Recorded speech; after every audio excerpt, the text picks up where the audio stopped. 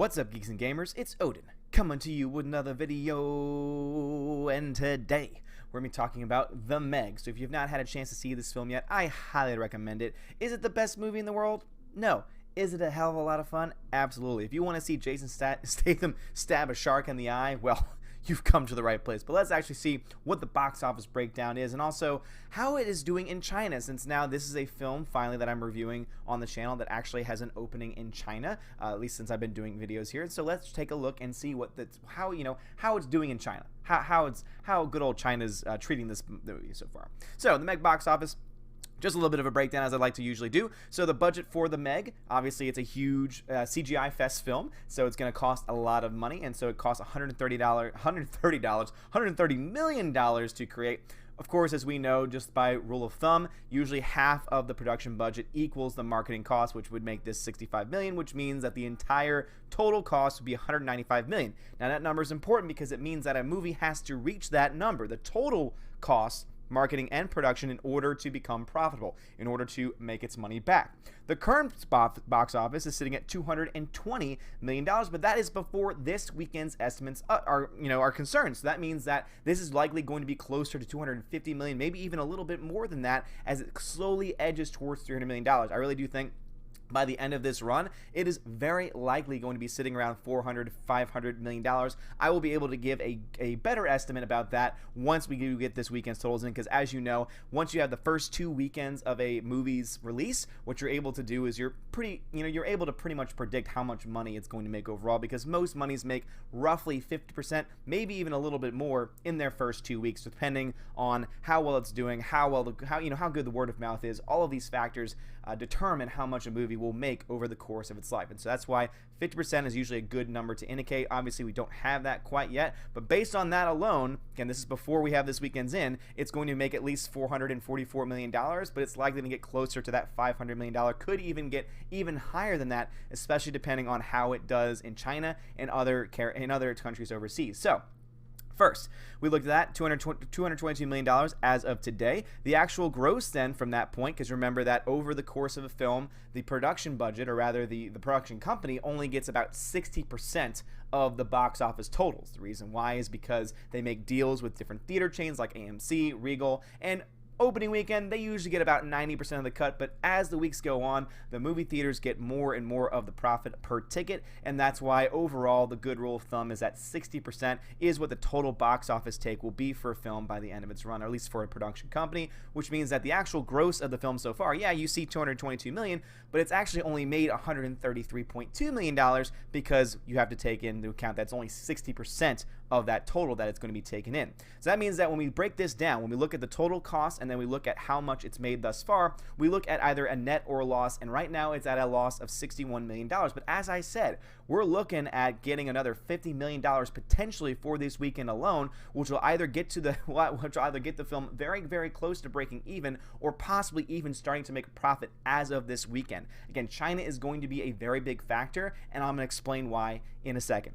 And by a second, I mean right now. So the China factor, let's actually look at the China factor. Last week, and opening weekend, that's all we have, because when it comes to the box office tracking sites, they normally only track foreign countries per weekend. They don't do daily tracking normally because it's a lot harder to track those things. Obviously, you can find sites in those countries. You can find services in those countries that will probably be tracking those things. It's a lot harder for us to find those things. So Box Office Mojo only goes by weekend. So the opening weekend for The Meg, and again, this was a film that most films over the summer, for at least United States releases, don't get a release in China. Meg did. It made $50.7 million. Now keep this in mind, that is just opening weekend.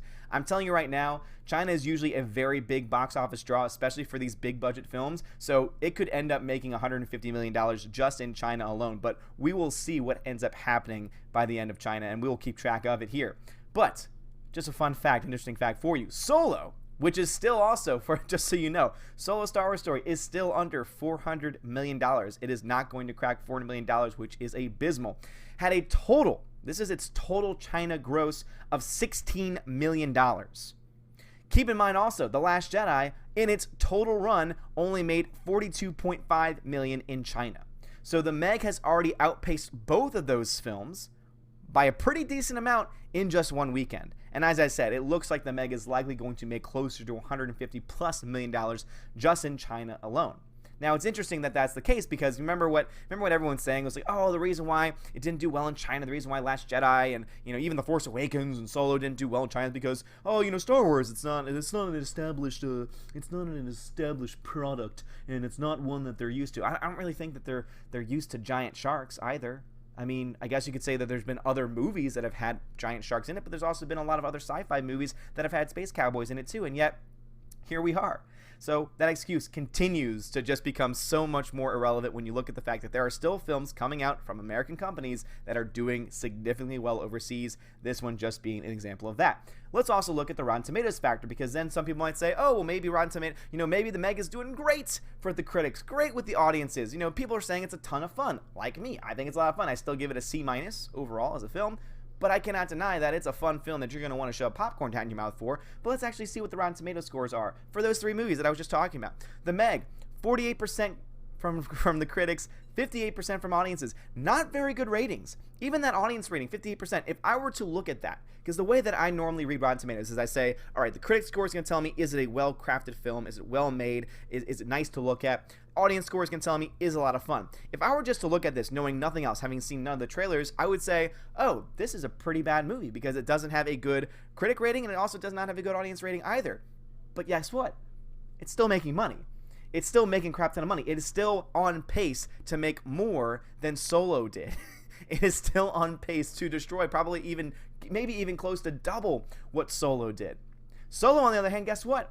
71% from critics, 64%. Obviously, that was altered after the fact when they started to stop counting certain reviews from taking place, but, let's not talk about that. But guess what?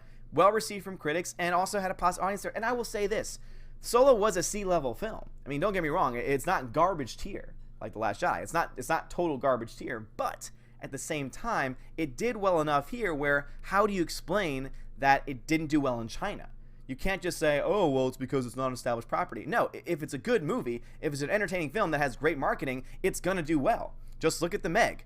No one thought to themselves, oh, The Meg is going to be a great film. They thought, oh, this is going to be a fun movie to watch. And guess what? That's what a lot of people are viewing. But even the people who are seeing this, even they are saying, oh, it's not as fun as I thought it would be. Just look at the scores. Look at the Rotten Tomatoes numbers. And yet with Solo, we have higher numbers, and yet the box office just does not match up. So obviously there has to be another factor. Obviously there has to be something else that's keeping it from getting to that point. I wonder what it could be. It couldn't be The Phantom Menace, could it? Couldn't be because of backlash for the Last Jedi, could it? No, in fact, let's look at The Last Jedi. Last Jedi, 91%. Oh, that lovely number. 91% from the critics because they just loved it. They just thought Rian Johnson had, hit it one out of the park. It made $1.3 billion. But audiences, 46%. 46%, even now after Rotten Tomatoes has, kind of tweaked their numbers, tweaked how they count scores, even now it's still only at 46% on Rotten Tomatoes, which means that a lot of people didn't like it. A lot of people didn't have fun. But guess what? It still made money. So what does that tell us? It tells us that The Last Jedi made money because people were still, for the most part, again, there's exceptions to everything, we're still very excited for Star Wars because The Force Awakens was not a bad film. I'm sorry, you can hate on me all you want, but The Force Awakens was not a terrible film. Did it have flaws? Sure, most movies do. The Meg absolutely has flaws to it. But it was entertaining enough and set up enough interesting storylines to make me want to watch more. We went to go see The Last Jedi, failed on almost every single level, introduced hyperspace ramming, Admiral Holdo, so many other damn characters in there that we just don't care for, Canto Bite, all that nonsense, and guess what? We didn't like it. So yeah, it made money, but the reason why it made money is because of The Force Awakens. You want to know why it made $700 million less? Do you want to know why it had almost half its cut? Why its money in China almost made half as much as The Force Awakens did? It's because it wasn't as good of a film. And if you want further evidence of that, look at Solo. Solo, again, has decent numbers, 71 to 64%. If I were to see that, not knowing anything about it, I'd say, hey, that's a decent movie. It means that it's a well-crafted film. It's mostly good. It's not going to win any Oscars, but it's still good enough. And if I would look at that audience score, I would say, hey, looks like it could be fun. Looks like it could be a fun box office type film. It could be a good popcorn film. But what happened? No one saw it. And why is that the case?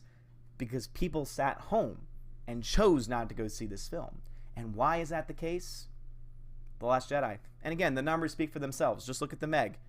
Meg is not doing well with critics. It's not even doing well with audiences for the most part when it comes to Rotten Tomatoes at the very least. And yet, people are still going to see it because it looks like fun, because people want to go to the theaters to have fun, not to be preached to, not for SJW politics, identity politics to be thrown into their stories. They don't want that. People don't want that. General audiences don't want that. They want the giant shark on the big screen eating crap and destroying things. They want fun. They want fun in their movies. We, as consumers, we want to have fun. Again, so many of us would rather stay at home these days than go to the theater. So if we're going to go to the theater and spend that money on that ticket and spend that money on that popcorn that costs so much, guess what? We're going to want to be damn entertained. And that's what the Meg seems to be doing because, as you can see, again, even though it's at a negative $61 million right now, that's before this weekend's estimates come in. That is before the full run has even ended.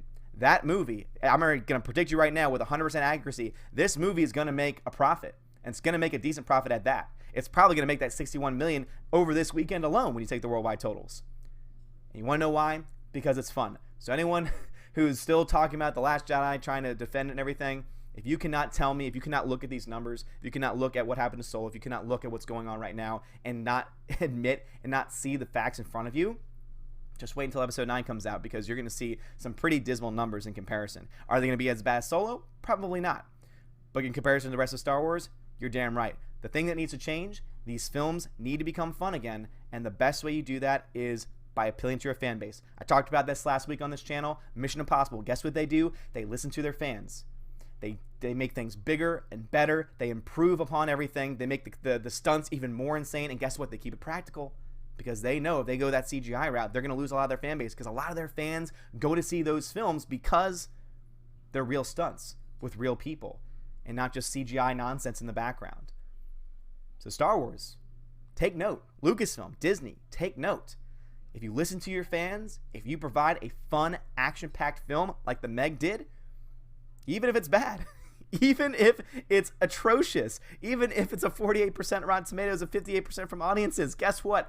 You can at least still make a profit. Anyway, guys, what are y'all's thoughts about this? Have you seen the Meg yet? Let me know in your comments below about what you thought about it. I thought it was a lot of fun. Do I think it's a great movie or a perfect movie? No. Do I think that it could have been better? Yes. I will say the last third of the film is probably the most fun I've had in the theater this year alone because of all the just craziness that happens in it, especially the scenes with Jason Statham. But let me know. I would love to hear your response to it. I would love to hear your thoughts on it. So anyway, guys, have a great day. If you like this video, hit that thumbs up, hit that subscribe. We are an amazing community here at Geeks and Gamers, and we would love to hear your feedback. Thank you so much for watching. Have a great day, and as always, God bless.